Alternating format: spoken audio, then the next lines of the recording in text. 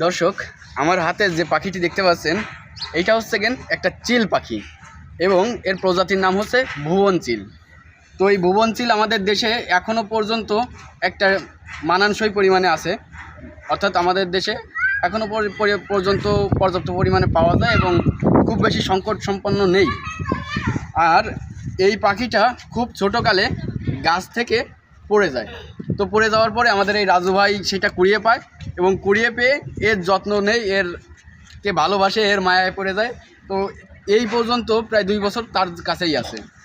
কিন্তু ঘটনা হয়েছে কি, এই পাখিটা তার কাছে থেকে সে অকৃত্রিম ভালোবাসছে, তার এক নিয়মিত খাবার খাওয়ায়, কিন্তু যেটা হয়েছে সে কিন্তু উড়তে ভুলে গেছে, এই পাখি শিকার করতে ভুলে গেছে, এই পাখি সঙ্গী খুঁজতে ভুলে গেছে, মানুষের কাছেই থাকে এবং গায়ে গায়ে থাকে। ভাই কিন্তু অত্যন্ত পরিমাণে ভালোবাসে, এজন্য ভাইয়ের কাছে অত্যন্ত কৃতজ্ঞ আমরা যারা ওয়াইল্ড লাভার আছি।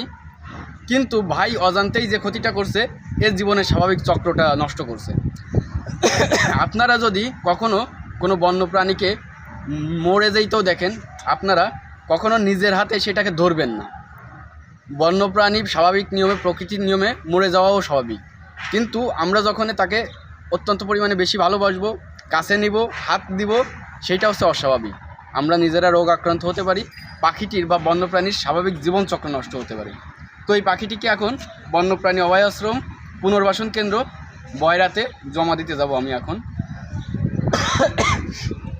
আর তবে এইখানে যারা স্থানীয় আছে, আমাদের মিনহাজ মোর্শেদ ভাই হচ্ছে এইটা ফেসবুকে পোস্ট করেন এবং তার থেকে আমি এইটা জানতে পারি যে এইখানে একটা বন্যপ্রাণী ভুবন চিল আছে।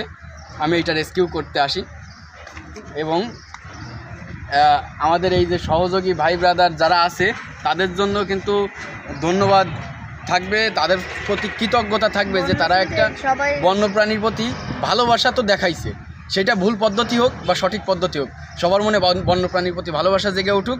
সবাইকে ধন্যবাদ।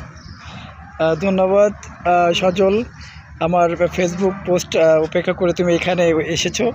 এবং আমি পাশাপাশি এটা বলতে চাই, শুধু ভুবন চিল নয়, আমাদের এই প্রকৃতিতে অনেক ধরনের পাখি রয়েছে যেগুলো হচ্ছে বাচ্চারা খেলার চলে ধরে থাকে, পালার উদ্দেশ্যে ধরে থাকে, বা অনেক সময় বিক্রি করার উদ্দেশ্যে অর্থাৎ খাওয়ার উদ্দেশ্যে কিন্তু ধরে থাকে। তবে এটা ঠিক নয়। আপনারা জানেন কোভিড-19 2019-20 সালে কিন্তু যে করোনা ভাইরাস ছড়িয়েছিল, সেটা কিন্তু একটা বাদুড়ের মাধ্যমে ছড়িয়েছিল। তো আমরা জানি না যে এই বন্যপ্রাণীর মধ্যে কোন ধরনের রোগ রয়েছে, এই পাখিটি কোনো রোগে আক্রান্ত হয়েছে কিনা, বা সেই রোগটা অচিরেই আমাদের শরীরে কিন্তু ঢুকে যেতে পারে। তো আমাদের সবাই খেয়াল রাখতে হবে।